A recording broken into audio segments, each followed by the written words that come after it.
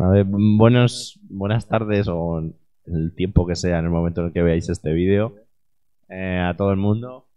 Esta es nuestra cuarta charla en el mes de Game Dev y tenemos con nosotros a exalumno de UPM, alumno actualmente de máster en videojuegos de la Rey Juan Carlos. Aquí es nuestro querido Golot, que nos va a contar pues todo lo que sabe, ¿no? Pero un poco de lo que sabe sobre motores gráficos y sobre gráficos por computador en general. Así que recibámosle con un fuerte aplauso.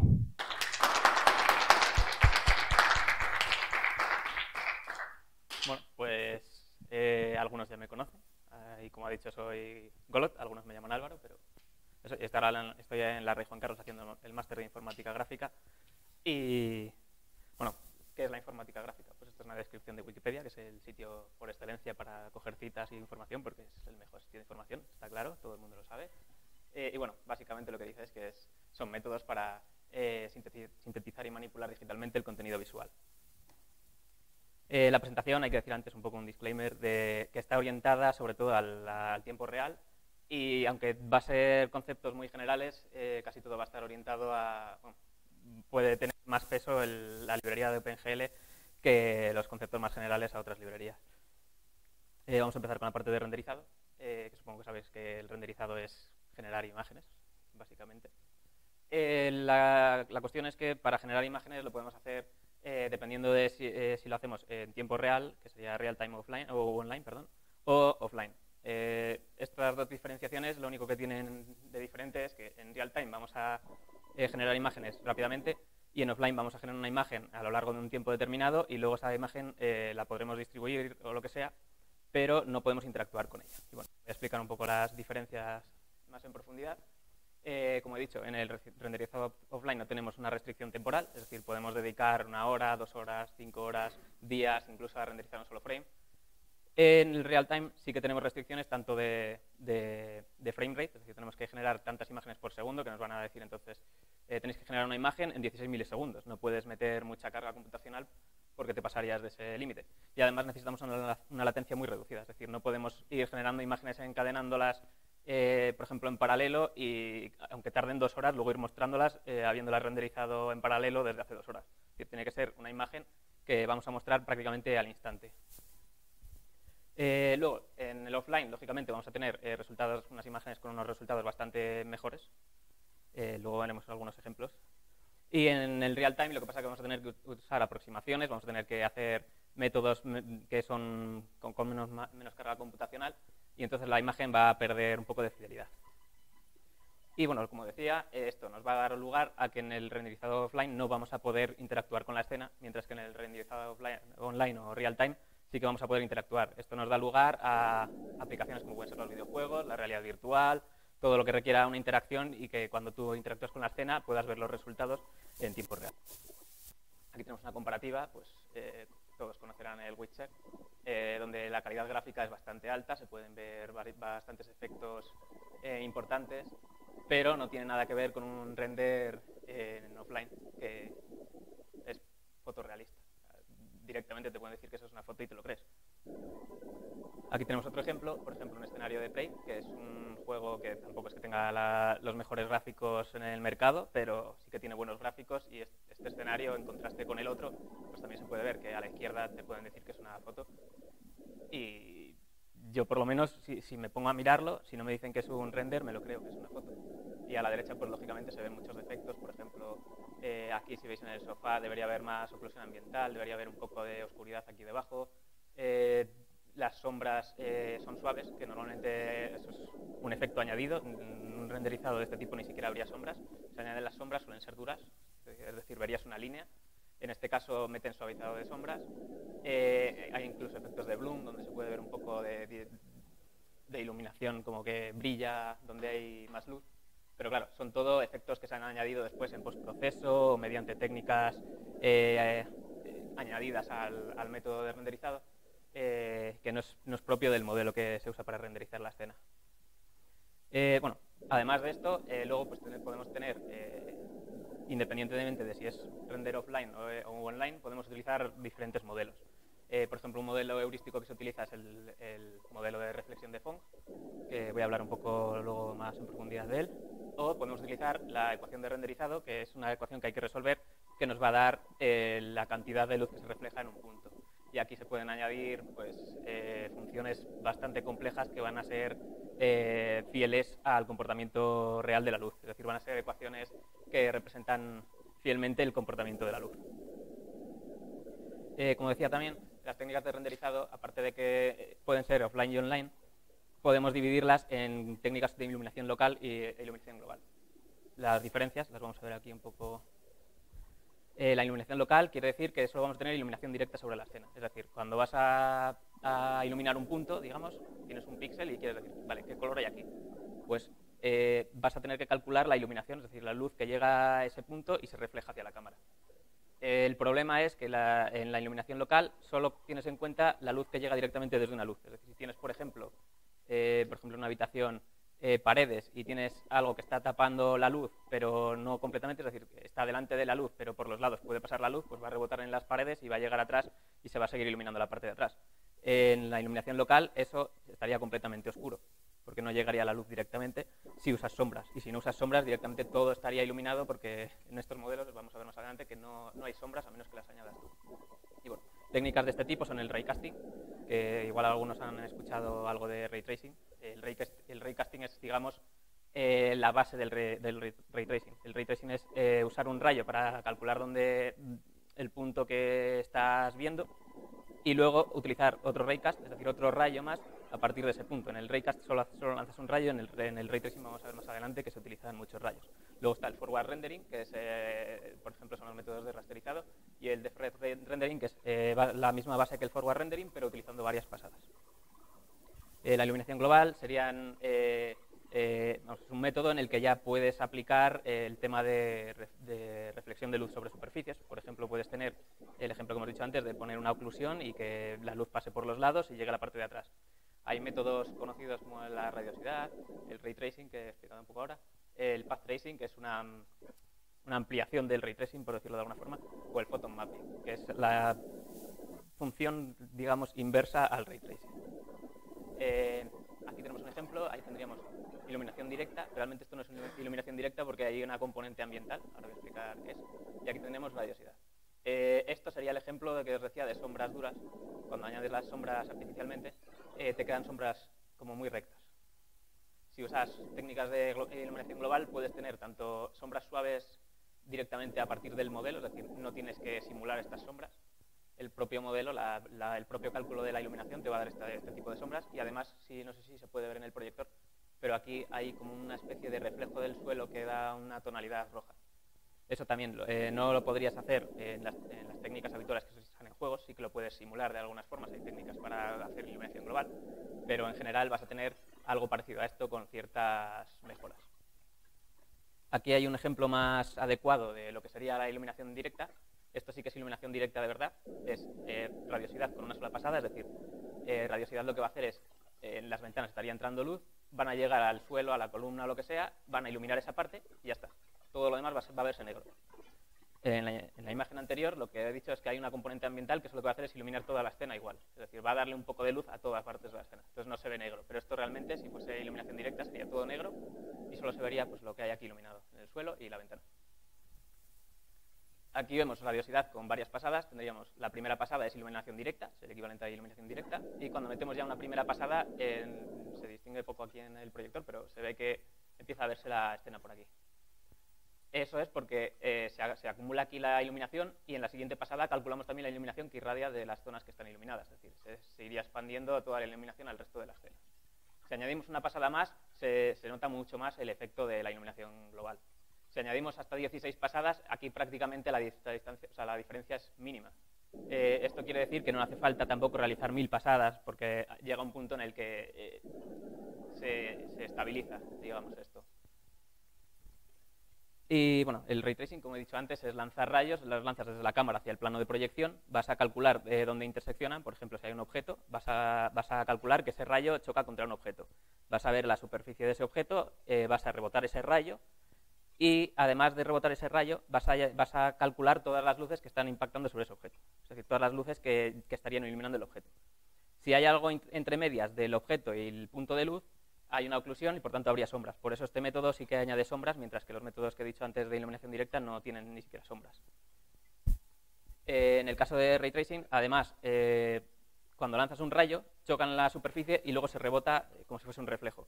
Ese nuevo rayo, lo mismo, va a impactar contra otra superficie y va a calcular lo mismo. Cuántas fuentes de luz van a iluminar ese punto, y a partir de ese punto también vamos a calcular un nuevo rayo en la dirección de reflejo. Y a eso lo podemos hacer tantas veces como queramos, bueno, tantas veces como nos lo permita el hardware.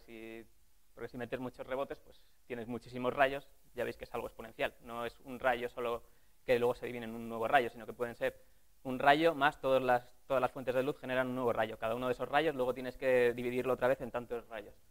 Y esto es lo que hace que sea tan computacionalmente caro. Y el photon mapping es la técnica inversa al ray tracing. En este caso, en vez de lanzar los rayos desde la cámara, se lanzan desde cualquier punto de luz. Entonces, cada punto de luz lanza rayos en todas las direcciones y se van rebotando contra la escena y vas calculando cuáles son los que llegan a cada una de las superficies y la iluminan, hasta que llegan a la cámara.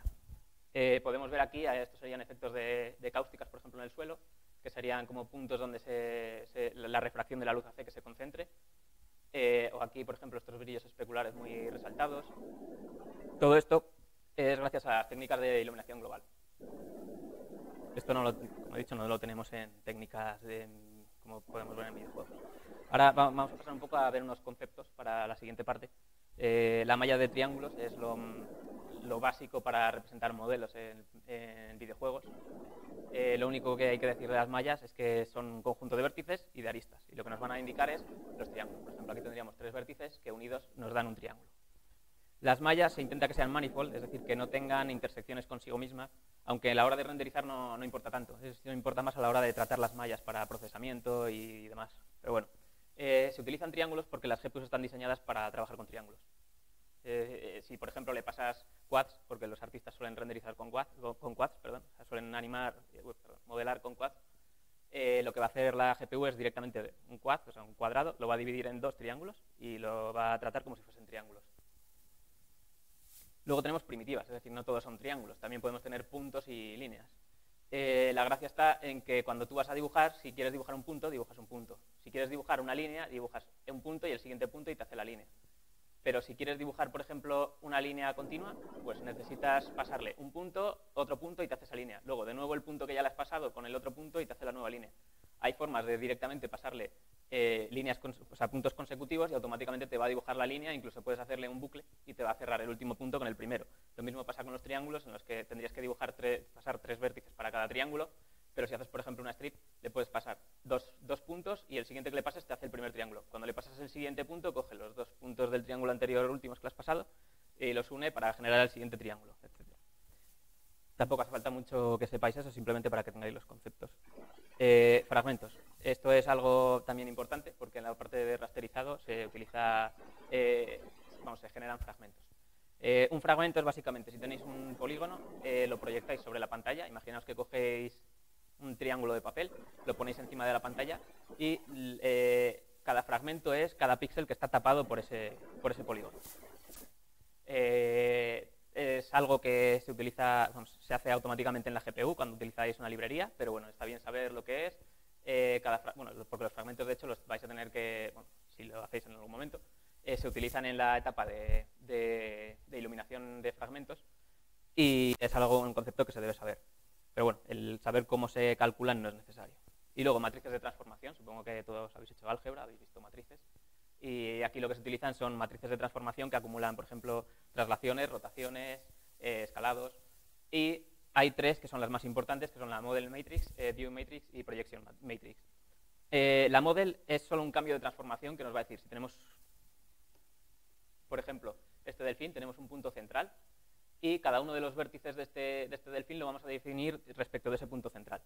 Pero si luego queremos representar ese delfín en el mundo, digamos, en una escena, el delfín va a tener una transformación propia que va a ser para su punto central. Es decir, ese punto central va a estar desplazado respecto del centro de la escena en tanto. pero los vértices los tenemos en coordenadas locales. Y esta matriz lo que nos permite es pasar de coordenadas locales, es decir, de las coordenadas del delfín a las coordenadas del mundo. La Biomatrix es un concepto similar, lo que pasa que es para la cámara. La cámara va a estar en unas coordenadas determinadas, por ejemplo, el 5, 0, 0. Quiere decir que está en la coordenada x5, y0, z0. La diferencia de la cámara es que la utilizamos para representar todo en coordenadas de cámara. Es decir, vamos a utilizar la inversa de la transformación, es decir, utilizamos esa matriz, pero de forma inversa. Si, por ejemplo, está, como he dicho, en la posición 5, 0, 0, vamos a aplicar a todo lo demás una transformación de menos 5, 0, 0. Y eso va a hacer que todo se mueva en la dirección opuesta a la que está la cámara. Y la cámara se va a quedar entonces en el punto 0, 0, 0 y todo lo demás se va a desplazar en la dirección opuesta para que se quede en el mismo punto respecto de la cámara, pero lo tengamos en coordenadas de cámara. No sé si se ha entendido muy bien la explicación, pero bueno. La matriz de proyección lo que hace es que una vez que ya tenemos todo en coordenadas del mundo y tenemos una cámara definida, va a proyectar sobre la cámara y vamos a obtener unas coordenadas en pantalla, por ejemplo. Bueno, no en pantalla, sino en cámara. Bueno, sí, en pantalla realmente. Van a ser coordenadas normalizadas. Es decir, podemos tener, si por ejemplo este es el 0, 0, 0, o bueno, o este fuese el 0, 0, 0, dependiendo de la matriz de proyección, pues tendríamos las coordenadas respecto a la pantalla. Las transformaciones, además, se pueden combinar, es decir, podemos multiplicar unas transformaciones con otras, podemos acumular rotaciones entre sí en distintos ejes, o multiplicar una rotación con una transformación y tendríamos una rotación y transformación a la vez, o podemos incluso hacer una jerarquía. Si, por ejemplo, tenemos una sala con una mesa y hay un vaso encima de la mesa, nosotros cuando movemos la mesa se está moviendo también el vaso. Eso quiere decir que, por ejemplo, en el ejemplo del árbol, tendríamos una mesa y como hijo de esa mesa tendríamos un vaso. Cuando vamos a calcular la posición del vaso en la escena, vamos a calcular la transformación del vaso, que la tenemos, la transformación de la mesa se la vamos a aplicar también al vaso y con eso ya tendríamos las coordenadas del vaso en el mundo. Si movemos la mesa, cambia su transformación y cuando apliquemos esa transformación de la mesa al vaso, como se está aplicando la misma transformación, pues el vaso se habría movido con la mesa. Ese es el concepto de la jerarquía de transformaciones. Y luego tenemos la proyección de cámara, que ya he mencionado que lo que va a darnos es unas coordenadas de cámara.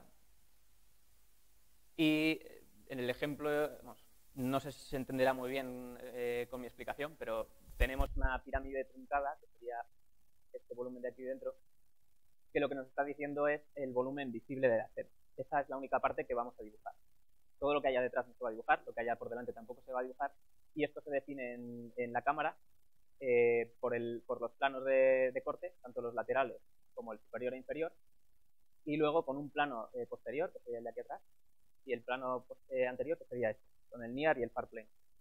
Tienen importancia porque a la hora de calcular luego distancias a la cámara, tenemos una precisión para almacenar, podemos almacenar números en coma flotante y tenemos una determinada precisión. Si ponemos el plano de corte trasero muy lejos, al infinito, hay cosas que no van a llegar a verse en la cámara, no se van a dibujar directamente en la escena, no va a tener nada ahí y estamos perdiendo muchísima precisión para las cosas que están cerca. Y vamos a tener problemas como el Z-fighting, que es cuando tienes un objeto que está prácticamente en la misma posición y en algunos frames, por errores de redondeo y demás, se va a dibujar uno de los objetos y en el otro frame se va a dibujar otro y hay como un flicker, hay como un intercambio entre los dos de los dos objetos o de las dos superficies. Sobre todo cuando hay intersecciones se nota mucho. El plano near tampoco puede estar pegado a la cámara, tiene que estar un poco separado. Eso lo habréis visto en muchos juegos, que a veces te acercas a una cosa y de repente como que estás viendo a través de ella, como que se empieza a recortar. Y eso es porque también si acercamos mucho el plano near, las distancias, según la matriz de proyección, estas distancias no van a ser lineales y vamos a tener mucha más precisión en la parte cercana a la cámara que en la parte más lejana. Si pones el plano linear muy cerca, vas a tener precisión para las cosas que están directamente sobre la cámara prácticamente, pero en cuanto te alejas un poco ya pierdes muchísima precisión y vas a tener los problemas que decía, pues igual que cuando alejabas, incluso más acentuados que cuando alejas el far plane. No sé si tenéis alguna duda de la matriz de proyección o de la proyección. Y vamos a hablar un poco ahora de la pipeline gráfica. Esto es más a nivel conceptual, pero tenéis que pensar que esto está implementado así en la GPU. Cuando vais a usar una GPU está preparada para hacer exactamente eso. Tiene tiene una serie de etapas, un proceso. Tú le vas a dar una entrada de datos, va a calcular a partir de esos datos, va a pasárselos a la siguiente etapa. A esa etapa también le puedes añadir nuevos datos, va a seguir calculando, va a pasárselo a la siguiente etapa, así hasta que llega a la última etapa, que nos va a dar una imagen final. no necesariamente nos va a dar la imagen final, a veces podemos hacer multietapas, por ejemplo, cuando veamos un poco del DFR rendering, se dibuja sobre una textura, realmente es un buffer, pero no se va a mostrar en pantalla, sino que se va a volver a empezar de nuevo, se va a pasar lo que hemos obtenido de nuevo a la pipeline y se va a volver a procesar. Bueno, cada una de las etapas tiene subetapas y hay dos etapas importantes, que son la del Vertex Shader y el Fragment Shader. Estas etapas anteriormente tenían una funcionalidad predefinida. Podías, por ejemplo, decirle, quiero dibujar un cubo, te pasabas los vértices del cubo, te dibujaba la escena y le decías, tengo una luz en este punto de intensidad y tal color. Y te lo dibujaba. Ya está. Después empezaron a añadir funcionalidad para programarte tú las shaders. Podías decirle, vale, pues te voy a pasar la geometría, pero voy a decidir yo lo que hago con ella. Voy a iluminar de la forma que yo quiera. Y ya en las últimas versiones, en las más modernas, automáticamente esto ya está descartado, ya no viene funcionalidad predefinida, sino que tienes que programar tú toda la funcionalidad de las shaders. Las shaders realmente lo único que son pequeñas aplicaciones que se ejecutan en GPU, son paralelas. Tú puedes decirle, por ejemplo, cuando me lleguen los datos de este fragmento, lo coloreo de color rojo, y eso sería un shader. Realmente te está diciendo, todos los fragmentos los vas a poner rojos, te van a quedar luego la pantalla en rojo. Y las shaders se van a programar en lenguajes dependiendo de la librería que utilicemos. Por ejemplo, tenemos GLSL en OpenGL, tenemos HLSL en DirectX, y luego tenemos un lenguaje que no es de alto nivel, que es StirV, que es un lenguaje intermedio, imaginaos Java con el bytecode, pues es eso, pero para GPU. Y eso se utiliza en Vulkan. Luego sí que hay, por ejemplo, conversores que desde GLSL puedes compilar a StirV para poder, no puedes escribir directamente el StirV, o podrías hacerlo, supongo. También te puedes programar tu propio compilador, pero tampoco entiendo por qué alguien sería. Y aquí tenéis un ejemplillo pequeño de una shader en GLSL y una en HLSL. GLSL, si habéis hecho C, que deberíais saberlo, básicamente es un conjunto de C, muy fácil de entender. Quitando que hay funciones propias, por ejemplo, vec3 te va a devolver un vector, cuando ponemos .w te va a devolver la coordenada w de un vector, podrías poner, por ejemplo, usar RCDA o XZ, w, y esto te va a permitir acceder a coordenadas específicas de un vector. Puedes, por ejemplo, poner también AAA y te va a dar 3 veces la coordenada A de una imagen de RCDA, te va a dar 3 veces la transferencia, si quieres hacer algo así. Pero bueno, no voy a entrar mucho en detalle tampoco en shaders, vamos a pasar a la primera es la etapa de aplicación. En la etapa de aplicación no hay tampoco carga en GPU. Digamos, una etapa en la que se va a explicar todo lo relacionado con la aplicación en sí, sin la parte de renderizado. Entonces, si tienes un juego multijugador, vas a calcular el netcode. Si tienes que cargar modelos de memoria, los vas a cargar ahí. Si tienes que subir cosas a la memoria de la gráfica, la vas a enviar a la memoria de la gráfica ahí. Todo lo que no sea propio de estar dibujando ya la escena, lo vas a hacer en la etapa de aplicación. Cuando termina esta etapa se va a pasar a la siguiente etapa, que es la etapa de geometría. Y aquí hay una serie de subetapas, pero básicamente aquí, en general, lo que va a hacer la etapa es que tú le mandas geometría, le vas a mandar vértices y te va a calcular qué propiedades tiene cada vértice. Es decir, le dices, por ejemplo, este vértice está en tales coordenadas, dentro le vas a decir, esta es la matriz que he calculado de cámara de este modelo y demás. Vas a multiplicar en GPU cada uno de los vértices y te va a dar las coordenadas. Luego lo que va a seguir calculando para hacer el clipping, etapa, después de proyectar, ¿vale? Y por último va a pasar a coordenadas de la pantalla. Vamos a ver un poco más ahora. La subetapa de vertex shading, básicamente, recibe los vértices, recibe la información respectiva a los vértices, pueden ser normales, pueden ser coordenadas de textura, todo lo que sea, lo va a interpolar, si quieres que lo interpole, generalmente se va a interpolar, y se va a calcular la geometría en coordenadas de campo. También podemos hacer la iluminación en esta etapa, no se suele hacer ahora, porque, salvo en técnicas como la de Guros, que vamos a ver más adelante, o en flat shading, normalmente se ilumina en la etapa de fragmento. Después, podemos hacer una etapa opcional, que es la de teselación. A algunos les sonará el tessellation, que básicamente, tengo un ejemplo aquí justo delante, imaginaos un triángulo y quieres añadir geometría. Tú has guardado en memoria solo los 3 vértices y necesitas más geometría, por ejemplo, para hacer un mapa de desplazamiento. Pues, la forma más sencilla de dividir un triángulo es coger los puntos medios de cada lado, unirlos con aristas y tienes 4 triángulos. Y esto lo puedes volver a hacer en cada uno de esos triángulos y conseguir geometría. Y esto en GPU es muy rápido de hacer, puedes generar más geometría y no necesitas computar toda esa geometría ni tenerla en memoria como vértices, etc. Entonces, es una forma óptima de generar geometría que luego podemos utilizar, por ejemplo, técnicas de parallax mapping, que vamos a tener una textura, la altura a la que queremos desplazarlos, y esos vértices entonces los podemos mover para que en vez de ser una superficie plana con muchos triángulos, cada uno de los triángulos tenga una forma, una elevación distinta. Pues el clipping, que es lo que mencionaba antes, de que una vez que ya hemos proyectado en cámara, tenemos un volumen, que sería el frustum, que es una pirámide truncada, y todo lo que no entre dentro de ese frustum se va a descartar. No tiene sentido porque va a estar visible en la pantalla. Entonces, una vez que se ha descartado todo eso, se pasa a la siguiente etapa, lo que sí que está visible. Y lo que se hace también es pasar a coordenadas de pantalla, que son unas coordenadas normalizadas que, como decía, van a ser respecto de un punto de la pantalla para saber en qué punto de la pantalla estamos dibujando. Luego llegamos a la etapa de rasterizado, que en esta se reciben, he mencionado antes los fragmentos que utilizan, que es importante por la etapa de rasterizado, porque esto aquí es donde se calculan los fragmentos, que no son píxeles, sino los fragmentos, porque es un error común el pensar que un fragmento es un píxel. Pero no, el fragmento es, cuando hemos proyectado en pantalla, calculamos qué píxeles cubriría esa geometría y tomamos cada uno de esas separaciones, de esas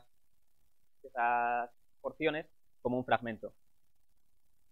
Y la pasamos a la etapa de pixel processing, que es aquí donde ya vamos a hacer todo lo que es el cálculo de iluminación. Tenemos los fragmentos, cogemos un fragmento, decimos, vale, a este fragmento le llega tanta luz desde esta dirección, tanta luz desde esta otra dirección, calculamos cuántas está reflejando hacia la cámara. Eso es el shading. Y luego tenemos técnicas como el Z-Buffer, que son técnicas en las que estamos almacenando la distancia del fragmento que vamos a dibujar a la cámara y lo almacenamos en un buffer para saber cuál es el fragmento más cercano que hemos dibujado ya en pantalla. Entonces, si vamos a dibujar un nuevo fragmento, calculamos a ver si está más cerca o más lejos del último que hemos dibujado, y si está más lejos lo descartamos porque no tiene sentido dibujarlo, porque no estaría ocluido por el que ya hemos dibujado. Y esto no nos permite hacer cosas, por ejemplo, como transparencia. Para la transparencia tendríamos que dibujar primero todo lo que es sólido, todo lo que es opaco, y luego cada uno de los elementos transparentes tendríamos que dibujarlo de más lejos a más cerca. Entonces tenemos que hacer una ordenación de los elementos transparentes y luego dibujarlos en orden inverso. También luego hay técnicas para no que ordenarlos, que se pueden hacer transparencias independientemente del orden, pero bueno. Todo eso, como decía antes, los métodos de este tipo son muy pobres porque no tienen ni sombras, ni iluminación, ni transparencia. Todo hay que añadirlo después artificialmente. Y bueno, hemos mencionado el forward rendering y el DFRS rendering. Vamos a hablar un poco más en profundidad del forward rendering. Aquí es donde empieza a ser ya un poco menos pesado, yo creo, porque lo de atrás era por conceptos y por entender un poco el contexto. Aquí sí que voy a tener que explicar el default frame buffer, que digamos que es un conjunto de buffers. Podéis interpretarlo como texturas en memoria, aunque realmente no sean exactamente texturas, pero es que es lo que, por ejemplo, veríais en pantalla, sería una matriz con colores, cada uno de los píxeles sería un valor, un elemento de esa matriz, y un conjunto de matrices de ese tipo estaría guardado en el default frame buffer. El default frame buffer tiene varios buffers. Tiene tanto uno de color, que es donde vamos a tener la imagen final que luego vamos a dibujar. Tenemos también el Z-buffer, que es el que está guardando las distancias a la cámara. Y podríamos tener también el stencil buffer, por ejemplo, que es un buffer que lo que va a guardar es una máscara. Por ejemplo, si queremos decirle, solo vas a funcionar en una parte de la pantalla, pues le diríamos que en negro la parte que no tiene que procesar, en blanco tendríamos en esa textura la parte que sí debe procesar, y entonces solo la parte que esté dentro de la máscara se estaría procesando. Y no sé si me he dejado algo aquí.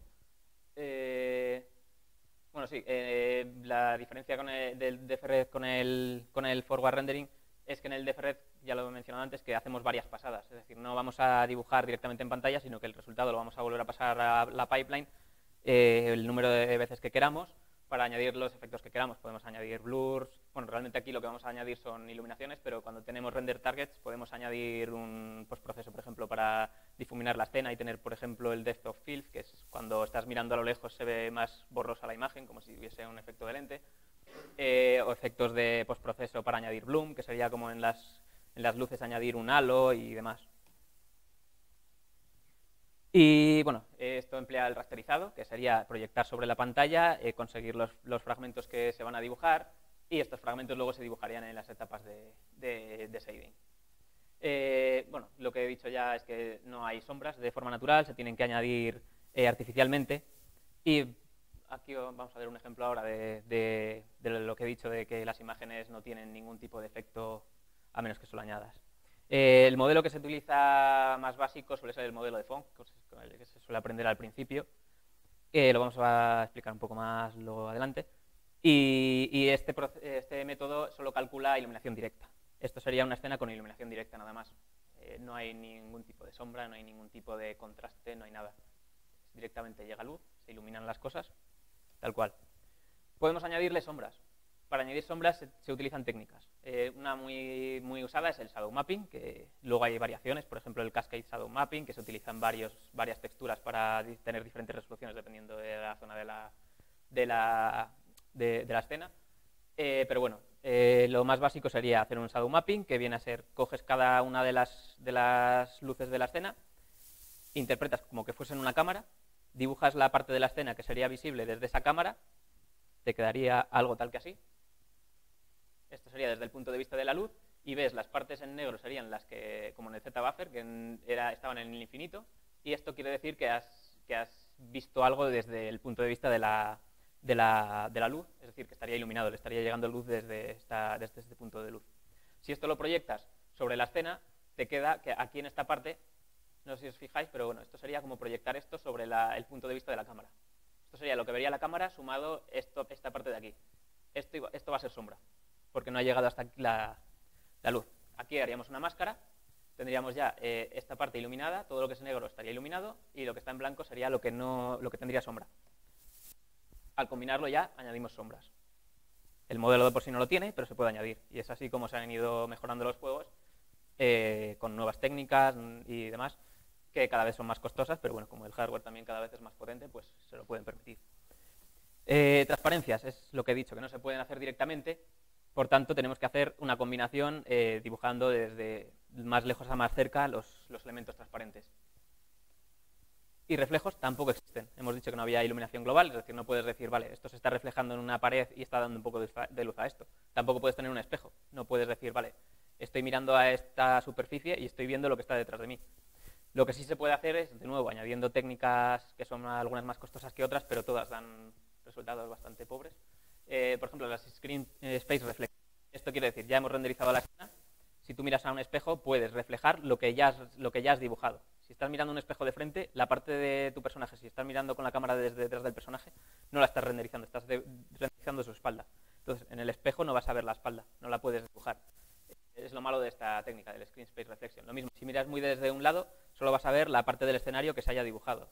Lo que haya fuera de la cámara, aunque en el espejo lo pudieses ver, no se va a poder dibujar. Para eso hay técnicas como el Cube Map, bueno, es un Cube Map, que sería coger una cámara y dibujar la escena sobre un cubo, es decir, si estoy yo ahora aquí en este punto, miro hacia arriba, miro hacia adelante, miro hacia atrás, miro hacia los lados, miro hacia abajo, renderizo eso en un cubo que estaría lejos, que sería como lo que estoy viendo yo desde este punto en todas direcciones. Y luego lo que vas a hacer es, si estás mirando un espejo, pues en el espejo se reflejaría el cubo ese y podrías hacer reflejos, pero con poca resolución. Tampoco tienes que hacer un renderizado de cámara para cada dirección, pues aparte de poca resolución, normalmente no vas a dibujar todos los objetos, es decir, son reflejos que no son muy fieles. Y luego hay otra técnica que es la oclusión ambiental, que esta es bastante importante. No sé si se distingue, yo creo que sí que se distingue bastante. Aquí tenemos como sombras en las zonas que están más escondidas o donde hay esquinas y demás.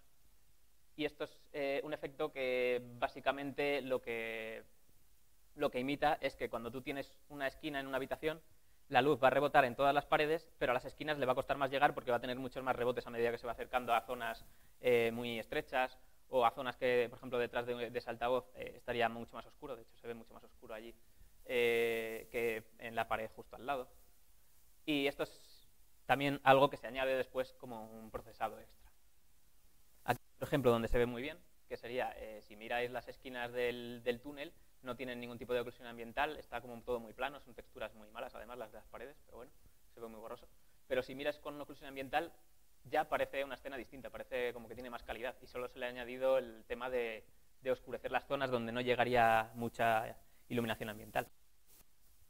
Y ya vamos a hablar un poco del modelo de Phong, que es interesante, pero hay que distinguir que el modelo de Phong no es lo mismo que el Phong shading. El modelo de Phong solo nos dice cómo se refleja la luz en una superficie y el Phong shading nos dice además, es un método de interpolación que a veces utiliza el modelo de Phong, a veces no. Son confusos, pero hay que mencionarlo, por si acaso.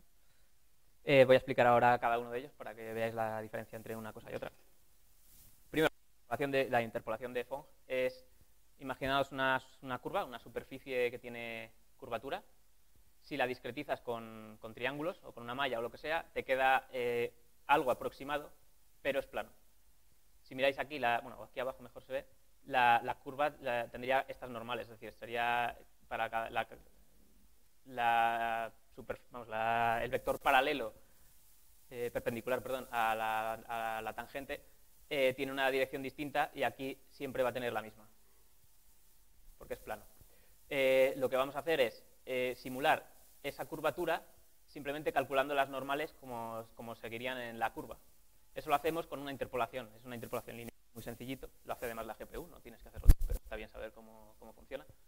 Básicamente le dices, en cada vértice tiene una normal distinta, se interpolan las normales y te queda como un abanico de normales. El modelo de Phong, que he dicho que no es lo mismo que el Phong shading, el modelo de Phong solo nos dice cómo se refleja la luz en un punto. Aquí hay un poco de matemáticas, os voy a explicarlo muy por encima, si no os enteráis no pasa nada. Pero básicamente lo que tenemos es una componente ambiental, que he hablado ya de ella, que se puede luego añadir ambient occlusion para reducirla y demás. Y lo único que tenemos es la Ka, que sería la constante de luz ambiental, es decir, la luz que va a reflejar una superficie. Eso va a ser un parámetro del material, por ejemplo. La intensidad de esa luz, para saber la luz que está llegando y multiplicarla por la luz que puede reflejar ese material. Con eso tendríamos calculada la componente ambiental, sabríamos cuánta luz ambiental está reflejando. Luego tendríamos un sumatorio de luces. Para cada una de las luces de la escena vamos a calcular la componente difusa del material, que sería la constante esta KD, que la podemos tener, por ejemplo, en texturas. Vamos a calcular luego un coseno, que va a ser entre el ángulo de incidencia de la luz y la normal de la superficie, que como hemos dicho antes la hemos interpolado y podemos hacer una aproximación a una curva, podemos simular una curva. Luego le vamos a sumar la componente especular, que lo mismo es un coeficiente que se guarda en el material, y va a utilizar también un coseno que nos va a dar una inclinación respecto del el vector de la cámara y el vector de la reflexión perfecta sobre la superficie. Es decir, si coges la luz y trazas un vector hasta la superficie, pues el vector que saldría reflejado. Bueno, esto no hace falta tampoco que lo sepáis, simplemente es para que veáis que es dependiente del ángulo en el que incide la luz. Y además está elevado a un coeficiente alfa, que esto lo que va a hacer es que se va a cambiar la distribución para que no sea para que sea muy cerrada, es decir, para que caiga muy rápido este reflejo. Luego se multiplica por la intensidad de la luz especular y ya está. Eso por encima, no hace falta que lo hayáis entendido, no pasa nada así y tal. Y esto es un poco el ejemplo de pues, la V, que sería el vector de la vista, la normal de la superficie, que esto al ser una curva pues sería perpendicular a la tangente. Esta H nada es para el modelo de Blink-Phong, no ignoradla. La L sería el vector que va hacia la luz y la R es el vector que reflejaría perfectamente en la superficie si choca viniendo desde la luz. Bueno, esto sería el ejemplo de la componente ambiental, que llega a todo el objeto igual, o sea, llega desde todas las direcciones igual, por tanto se iluminaría todo el objeto de la misma forma, porque el objeto no tiene nada más que una sola componente difusa, es decir, usa una constante para toda la superficie. Ambiental. La difusa, esta solo depende del ángulo de incidencia de la luz, no desde donde lo estés mirando, es decir, da igual desde donde lo mires, esto se va a iluminar igual. Vais a ver que si lo miras desde donde está la luz veréis todo iluminado, si lo miráis desde el otro lado vais a ver todo apagado. Y luego está la componente especular, que esta sí depende del ángulo desde el que estés mirando. Y estos son reflejos que son como muy ajustados, muy precisos. Cuando combinas toda la iluminación, pues te queda una cosa de plástico. Porque realmente este modelo lo que modela muy bien son plásticos. Por eso, si habéis visto películas antiguas, Toy Story y demás, parece todo plástico. Aparte de porque son juguetes, porque como era todo plástico decidieron hacer juguetes. Eso no me lo han contado en clase. O sea, no fue la causa básica, pero decidieron, oye, pues ya que esto funciona muy bien con plásticos, pues vamos a usar plásticos para la escena. Así da el pego. Y bueno, aquí un poco más visualmente más... Lo voy a explicar porque esto sería una superficie lambertiana que va a reflejar toda la luz difusa que llegue en todas las direcciones igual. Es decir, todo da igual desde este vector L, que sería el incidente de la luz, da igual desde donde venga, siempre, bueno, dependiendo de cómo incida, va a reflejar más o menos luz, pero todas las direcciones va a reflejar la misma luz, da igual desde donde estés mirando. Lo siguiente sería la componente especular, que es la que he dicho que cae muy rápido, y por eso, si veis este es el ángulo desde el que lo estáis mirando, aquí prácticamente no estaría reflejando nada.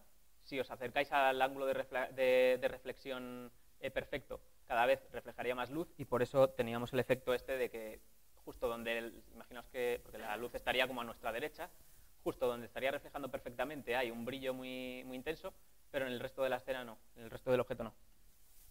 Y luego esta sería la componente ambiental, que llega en todas las direcciones igual y sale en todas las direcciones igual. Y esto sería un ejemplo de un render con Phong Shading. No tiene sombras, no tiene nada, son muy básicos, le faltaría añadir todos los efectos que hemos visto antes que hacen una escena bonita. Pero por lo menos se ve que hay suavizado, es decir, esto parece que es una superficie curva, no es algo plano hecho con cosas planas.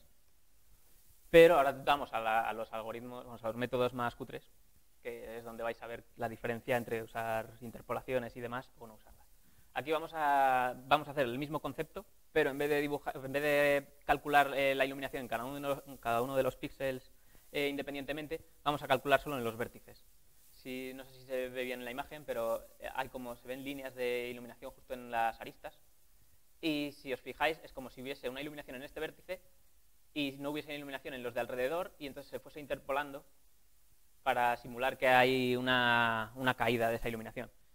Básicamente esto es porque estás renderizando en los vértices, calculando la iluminación en los vértices, y al renderizar simplemente interpolas dentro del triángulo dependiendo del valor que haya en cada uno de los vértices. Y luego ya está el flat shading, que lo único que haces es que para cada una de los planos, para cada una de las superficies, calculas una vez la iluminación y toda la superficie es igual. Y pues es autodescriptivo, solo hay que verlo. Aquí la comparativa, que se ve muy bien, como en el flat shading, cada polígono tiene una misma iluminación. En Groth se ve que ya por lo menos hay un poco de suavizado y se ve, por ejemplo, aquí un reflejo más o menos definido, pero se siguen viendo, en el proyector no se ve muy bien, pero hay como unos escalones aquí donde se distingue la geometría en la sombra y aquí las líneas que irían por las aristas. Y luego en el modelo de Phong, pues da bastante el pego, parece que está bien curvado todo, es una esfera, aunque se vean rectas aquí en el contorno, pero eso es porque hay muy poca geometría. Y luego ya hay modelos más complejos, esto sí que no o sea, esta ecuación, si queréis os la explico, no sé si os interesa. No, sí, no. Paso, si no. Sí, solo por joder. Vale, bueno, pues nada. No, a ver, no, me refiero a esto es para aplicar, es el mismo concepto, lo que pasa que aquí estaría una componente emisiva, esto quiere decir es una luz que siempre se va a emitir, aunque no haya ningún tipo de luz en la escena, esto es el objeto está dando luz, porque sí, os lo creéis y punto. Y esto es una función que dice, en un ángulo de incidencia, cuánta luz se refleja, cuánta radiancia refleja esta superficie. Esta es la componente emisiva, que va a dar el propio objeto.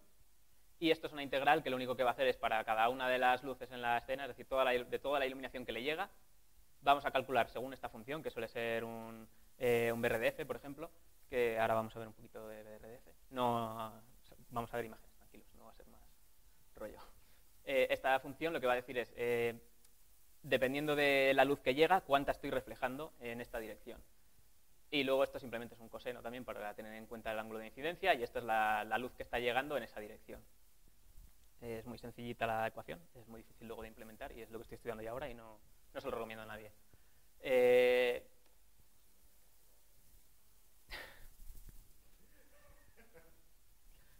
esto, aquí vamos a ver un ejemplo de BRDFs. Esto sería sin BRDFs, esto sería, si lo miráis, parece yeso. Esta imagen nos la enseñaron en clase y me ha parecido muy buen ejemplo, por eso la he añadido.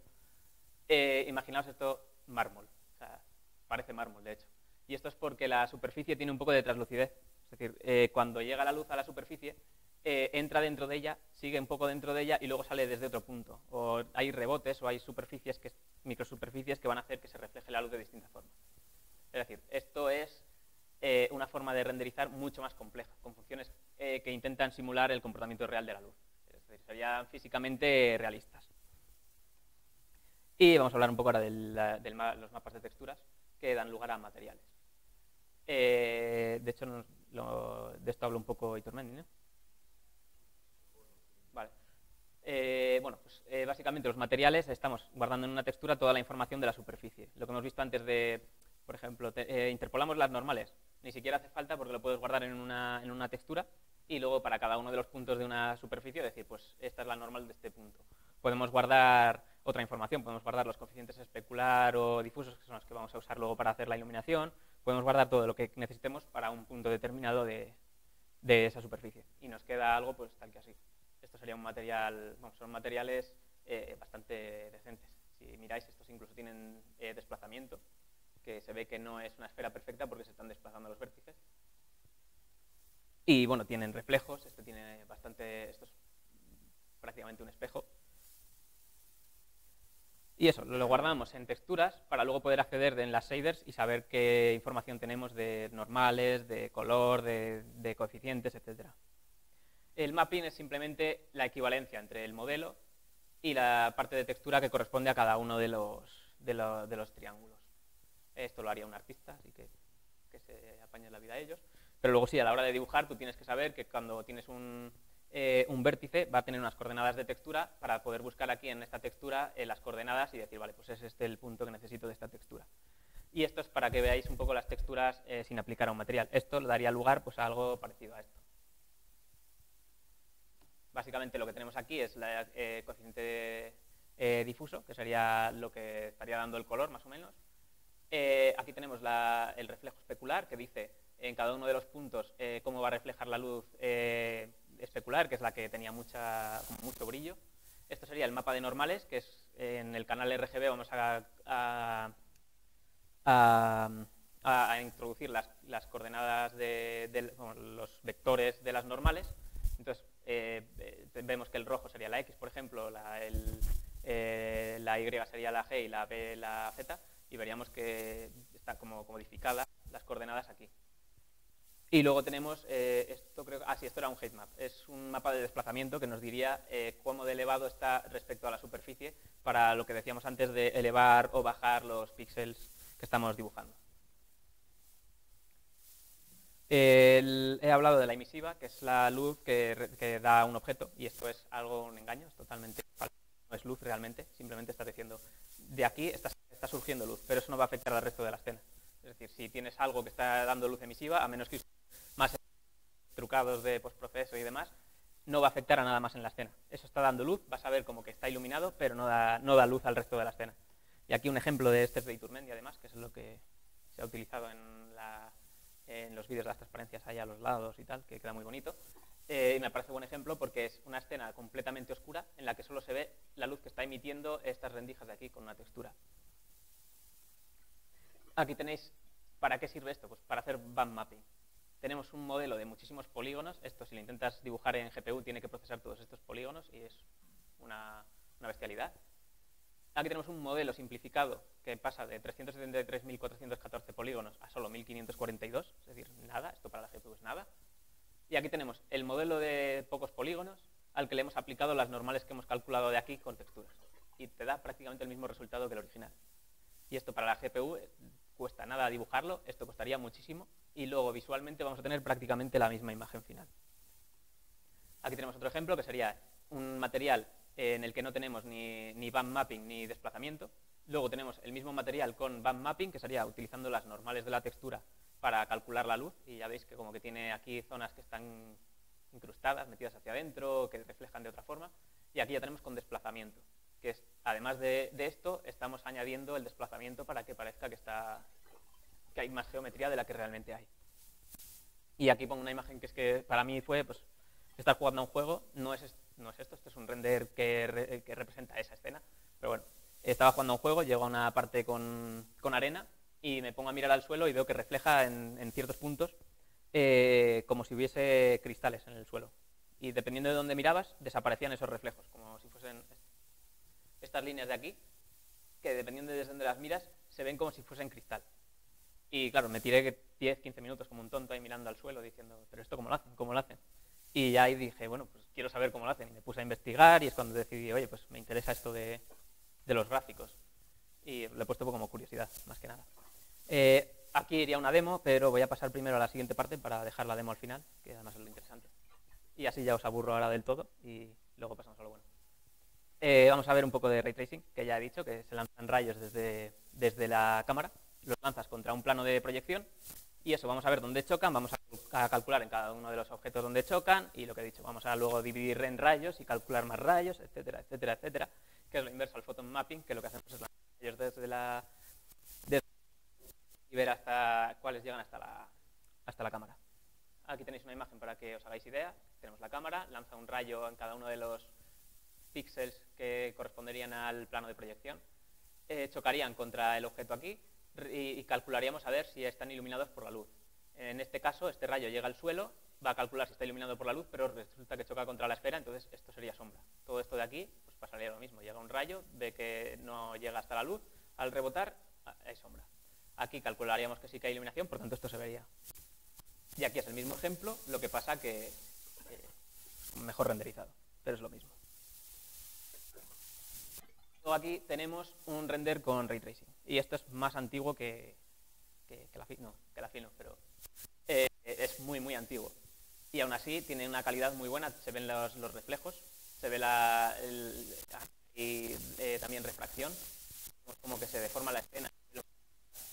Tenemos también sombras y esto es con un modelo. No hay nada de trucado de voy a añadirle sombras, voy a añadirle reflejos, voy a añadirle transparencias. Esto es Ray Tracing. Lo de antes hemos visto que era iluminar pobremente, añadirle cosas artificialmente, intentar que parezca bonito y esto es lo que se utiliza en películas. Realmente no, realmente se utiliza path tracing de algunas cosas, pero bueno. Esto es un ejemplo ya en tiempo real. Algunos habéis oído hablar igual de RTX, de NVIDIA. Lo que se ve en esta imagen es con un espejo, otro reflejo detrás, vuelve a reflejar en el de detrás. Esto no se podría simular hasta cierto punto en las técnicas que hemos dicho antes, pero bastante pobremente o con un coste computacional altísimo, porque tendríamos que estar dibujando desde el punto donde quiero ver, uso otra cámara para renderizar, luego desde el otro lado vuelvo a renderizar, desde el otro lado vuelvo a renderizar. Sería imposible. Y aquí está el problema del Ray Tracing. Lanzas un rayo, llega a la superficie, lanzas más rayos. Esos rayos generan más rayos cuando hay 2 rebotes. Cuando hay 3 rebotes, esos generan más rayos. Y resulta que de un solo rayo para un píxel tienes miles, millones de rayos que calcular. Cada uno de ellos va a tener que calcular luego con una función que puede ser más o menos compleja, dependiendo de, pues, como hemos visto antes, si queríamos hacer una superficie de mármol, tiene que ser una función bastante compleja. Bueno, al final resulta que esto no es sostenible, no puedes hacerlo en tiempo real, no puedes calcular en 16 segundos todos esos rayos, así que lo que utilizas son las técnicas que hemos dicho antes, que son mucho más pobres. Ahora, por suerte, ya hay hardware que empieza a permitir usar Ray Tracing en tiempo real para aplicaciones como juegos, porque hay aceleración ya dedicada solamente a la parte de calcular los rayos y demás, pero aún así tampoco está lo suficientemente avanzado ni es suficientemente potente para hacer un juego completamente en Ray Tracing. Lo que sí se pueden hacer son cosas como esta, que es una mezcla de rasterizado, la escena está rasterizada y luego se le ha añadido todo el tema de reflejos con Ray Tracing. Y esto parece una película, realmente es una demo en tiempo real de Unreal Engine. Las conclusiones no vamos a pasar todavía, vamos a ir a la parte de la demo. Y esto, pues os voy a enseñar un poco unas prácticas que hemos hecho nosotros en clase. Rápidamente, solo para que veáis algunos ejemplos. Algo muy básico sería esto.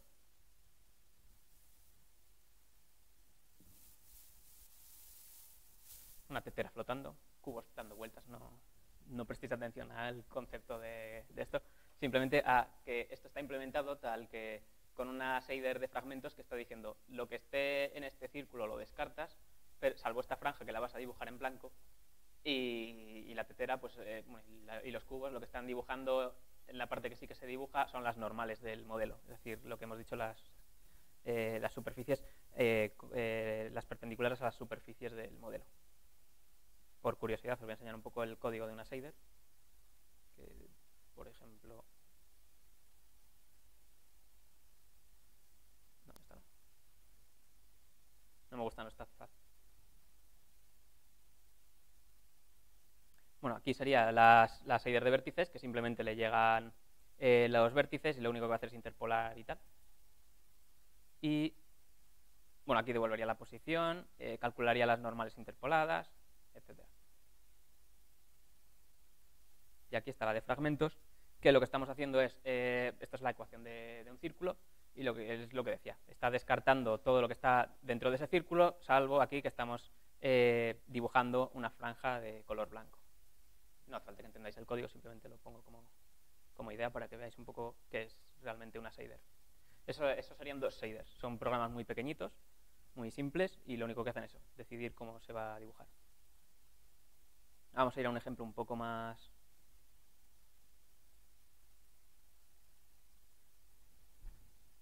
entretenido, más interesante, que tiene un poco más de...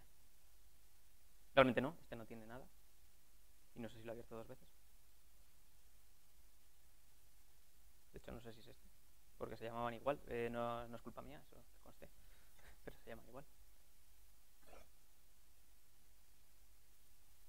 Y de hecho sí, la había abierto dos veces, así que voy a... Si me deja. Vale, parece que lo he abierto.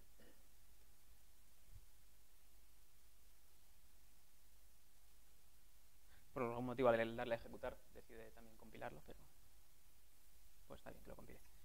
Y aquí veis que hay un foco de luz que está directamente sobre el cubo, que está dando una luz como si fuese una linterna, que se ve ahora cuando se ponga de frente. Tiene luz emisiva, que sería la parte de las letras verdes, que eso da igual si por ejemplo lo miráis desde aquí, parece que está iluminado. Y si miráis desde este lado, hay una luz roja que está dando a la parte de la derecha también iluminación, utilizando band mapping. Bueno, esto normal mapping está un poco así, pero se debería ver bien, que dependiendo de qué lado le da, pues hay reflejos especulares, la luz roja se refleja mejor, etcétera. Abajo se va como cogiendo tonos por la parte de la derecha de rojo hasta que ya se coloca enfocando hacia la luz y se ve ya roja toda la superficie.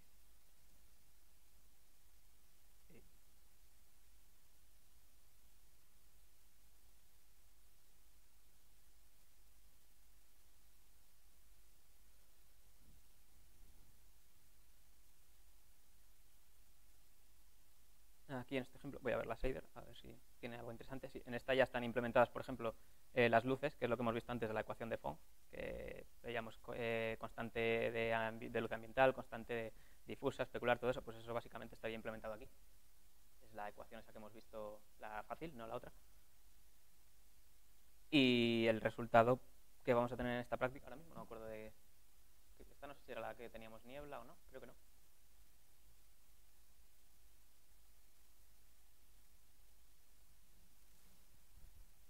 No, esta es la de simplemente conceptos de iluminación. Tenemos aquí la escena, podemos mover la luz, la ponemos detrás y vais a ver que se está iluminando desde detrás.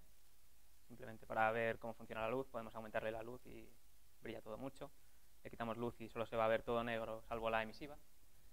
Así que esto no tiene tampoco mucho misterio. Vamos a pasar ya a la parte guay.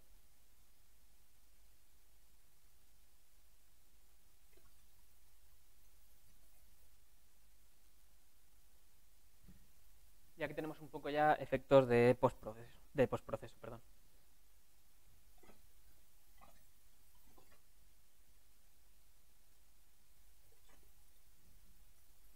Cuando compile. Y como va mucho framerate, pues se ha vuelto loco esto. Porque no lo hemos puesto en este concretamente, lo tenemos con un step predefinido, pero bueno. bueno, imaginaos que esto va lento, esto habría un blur, esto se estaría difuminando. Y luego tenemos conceptos como la detección de bordes, que básicamente esto es, de hecho os lo voy a enseñar ahora en código. Tenemos dos filtros de detección de bordes y este que sería un filtro de convolución, todos son de convolución, que sería un desenfoque gaussiano. Como no se ve muy mal, además lo voy a quitar porque voy a enseñaros un poco de cómo está implementado eso en shaders. La shader de fragmentos lo que tenemos definido es que recibe una matriz. Supongo que los que hayáis hecho estructura o arquitectura, no me acuerdo ahora mismo, se hacía una práctica de un filtro de convolución, pues es el mismo concepto, solo que se está haciendo en GPU. Y estamos calculando la convolución en cada uno de los píxeles a la vez, en paralelo. O sea, se calcula todo a la vez, se calcula muy rápido, pero es un filtro de convolución nada más. Y estaría implementado aquí, simplemente estamos aplicando pues, el concepto de los píxeles de alrededor de este, los vas a utilizar para calcular el resultado final. Y si miramos aquí en el main, deberían estar definidos los filtros. Aquí.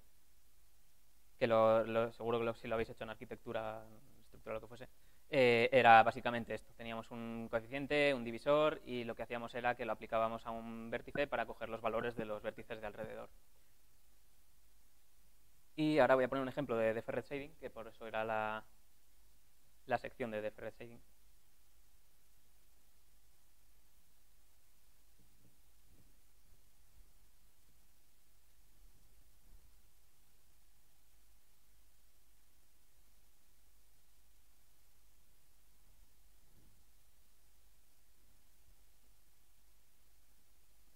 Casi prefiero que falle, así carga lo que está allá. Bueno, pasa lo mismo, no lo teníamos puesto con el time step, pero a ver si puedo enseñaros el concepto. Esto básicamente es la escena final. Esto sería la escena sin iluminación. Lo que estamos haciendo es, primero se renderiza esto en la primera pasada, luego vamos a calcular todas las luces para que nos dé este resultado con la iluminación, que no se ven, por ejemplo, las luces rojas porque va demasiado rápido, pero bueno, hay varias luces. Esto serían las normales que hemos calculado en una textura aparte para poder aplicarlas después. Esto serían las posiciones de cada uno de los fragmentos que hemos dibujado. Y esto sería la profundidad, que no se ve muy bien, pero hay zonas más oscuras que es, cuanto más cerca está, más oscuro se ve. Como no se ve muy bien el ejemplo, pues no puedo explicar mucho, así que me tenéis que creer que esto queda bonito. Y os voy a enseñar un poco de la parte de, bueno, no sé si se va a ver en código el deferred, porque al final es básicamente lo mismo que hemos visto antes. Se hace primero un forward rendering, se guarda solo el color tal cual de la componente difusa y luego se va, de hecho aquí, esta no es la que quiero. Aquí, no, esta es también la de convolución. De hecho esta es la de dibujado directamente, vale, esta. Aquí lo que se está implementando es, otra vez de nuevo, el tema de toda la iluminación de Phong, como hemos visto en el método de Phong, pero mucho más, un poco más complejo, incluso con niebla, que no lo he enseñado en la anterior práctica porque se veía muy mal, era para riesgo para epilépticos y eso. Pero bueno, esto estaría implementado el tema de iluminación, incluso de niebla, que sería a medida que te vas alejando, el objeto se va difuminando con el fondo para evitar el problema de cuando nos salimos por el plano posterior, las cosas desaparecen. Y lo habréis visto en muchos juegos que también te estás alejando de algo y de repente empieza como a recortarse y desaparece directamente. Pues eso se intenta evitar pues, usando niebla, que va haciendo que las cosas desaparezcan progresivamente y no da tanto el aspecto de que desaparece sin más. Y bueno, hasta aquí la parte de la demo. A ver si encuentro las diapositivas. Muy bien.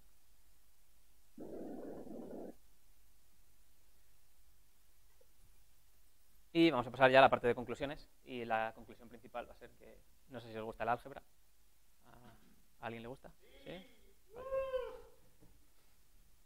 A mí tampoco. De hecho, la suspendí. Luego recuperé. Cambiando de tema. Bueno, si no os gusta el álgebra, no os gusta esto.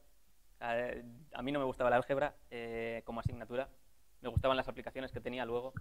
El aplicarlo a la parte de gráficos a mí me ha gustado. Pero sí, sufrí bastante con álgebra también. Porque no me interesaba. hasta que descubrí que me servía lo que di en álgebra lineal para el máster, cosas de la vida. Y bueno, esto es el mes de Game Dev. Lógicamente la charla tenía que estar orientada a videojuegos. He intentado orientarla a videojuegos, realmente ha sido muy densa, sé que era densa. He intentado condensar todo lo posible a asignaturas completas, de hecho no solo una, hay conceptos de algunas otras asignaturas. Pero es que claro, en 2 horas tampoco se puede hacer mucho, no sé cuánto ha durado, de hecho no sé cuánto llevo. 2 y media, pues me he extendido más. 1 y 10, pues he tardado menos de lo que esperaba. De hecho, pensaba tardar hasta este punto como 1 y media, así que os he regalado 20 minutos de vuestra vida, de nada.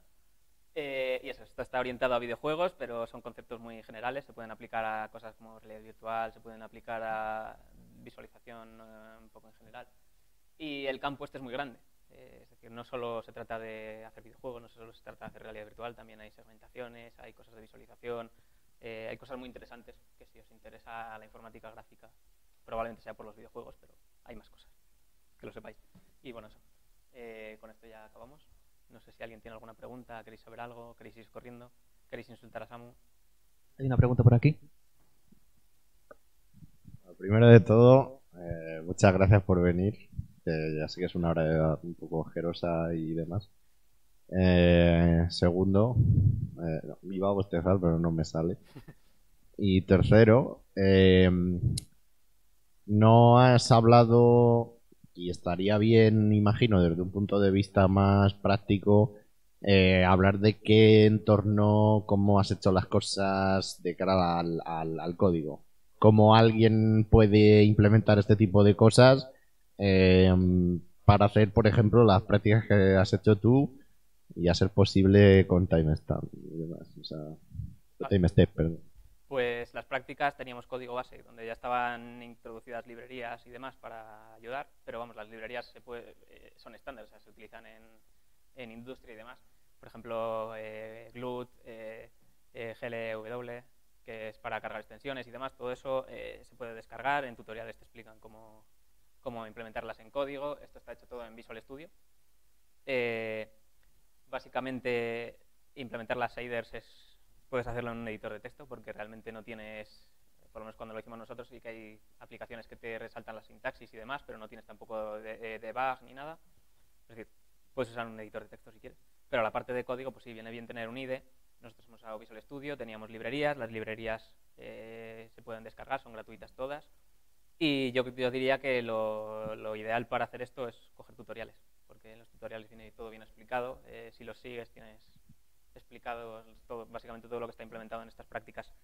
Está explicado en tutoriales de internet como los de Nege, que son uno de los más usados en la industria, que se recomiendan en todas partes. Ahora han salido nuevos tutoriales que no conozco, pero y no sé si hay alguna duda más.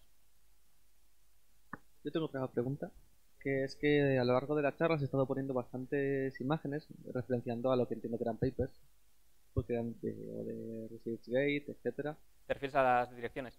Sí, básicamente. Entonces, lo que quería preguntarte es acerca de, a la hora de aprender los algoritmos que se usan para hacer pues, todos estos cálculos, bueno, en dos partes de preguntas. Primero, si tú las has aprendido a través de las clases exclusivamente, si te has ido a las fuentes, es decir, a esos papers.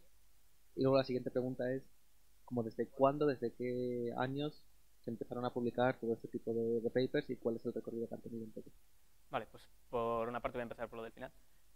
No tengo ni idea realmente de cuándo se publicaron. Sé que hace como 20 años ya había papers sobre ray tracing y demás, y de esto, incluso antes probablemente. De hecho, no, igual más, desde el 80 y algo ya estos papers están, o sea, lo que son las ecuaciones de renderizado, igual desde más tarde, pero todo lo de modelo de Phong, todo eso está también desde hace mucho tiempo. Son papers, de hecho, que se publican en una asociación que igual os suena. ¿Y el cubo? No. Ah, no, ACM. ACM. En el SIGGRAPH, o sea, todo esto de informática gráfica se presenta en SIGGRAPH. Y yo realmente lo aprendí, el modelo de Phong, no en clase, sino ya lo sabía de antes porque miré tutoriales, busqué referencias por ahí. No llegué a mirarme los papers porque para mí eso era mortal. No me gusta el cálculo, no me gusta el álgebra. No lo he dicho aquí, pero no lo habéis oído, es secreto. No me puse a buscar en papers, no me puse a buscar cosas muy oficiales ni nada, sino que iba a tutoriales, fui viendo conceptos que venían explicados como más para gente de a pie. Y ahora sí, por ejemplo, algún paper sí que he mirado, en plan papers de NVIDIA, que seguro que os gustan, para el Cascade Shadow Mapping, todas estas cosas. Pero sí, lo que he aprendido en clase, hay algunos conceptos que he aprendido, algunos los llevaba ya aprendidos de antes y no los he aprendido de papers, los he aprendido de tutoriales. Por eso digo que los tutoriales están muy bien para aprender. Y bueno, la segunda pregunta ya te la he contestado, así que creo que... Bueno, yo no es una pregunta, pero era simplemente por hacer aclaración para todos nuestros videntes. Que Golota ha sacado algunos ejemplos también del libro y de tal. El Real Time Rendering es el libro por antonomasia para aprender todas estas cosas. Ese, y bueno, yo he visto también, me estuve leyendo gran parte del el OpenGL Supervival, que bueno, es concretamente sobre OpenGL, pero tiene también buenas bases de renderizado y demás, y ahí se puede ver bien. Además, en ese tienes la pipeline actualizada de OpenGL, que los tutoriales de NG no los tiene. Al menos que yo recuerde, la última vez, no sé en qué versión de OpenGL se quedaba, pero los del libro este lo van actualizando con cada versión de OpenGL. Creo que tienen tutoriales nuevos en NG ahora, que ya son a partir de la versión 3. Los de antes sí que eran con la Fixed Pipelines, la fija, la que no tenías que programar tú.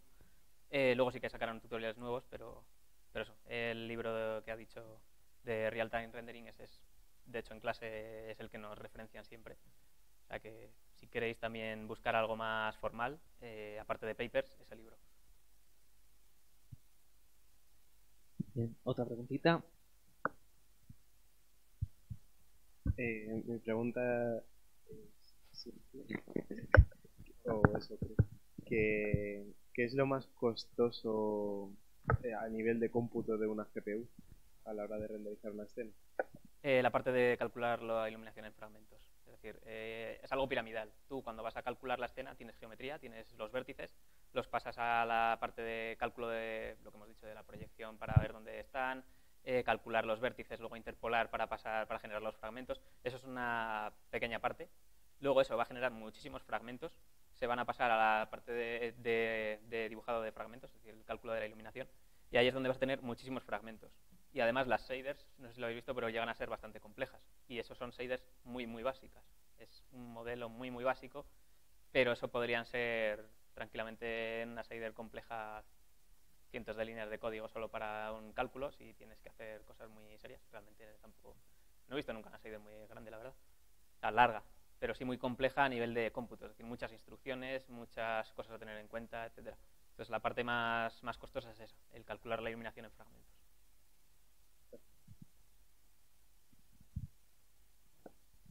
Muy bien, pues si no hay ninguna pregunta más, ¿no? Pues muchas gracias, Golot, por haber venido. Estoy secuestrado, salvadme. Sí, una charla muy interesante.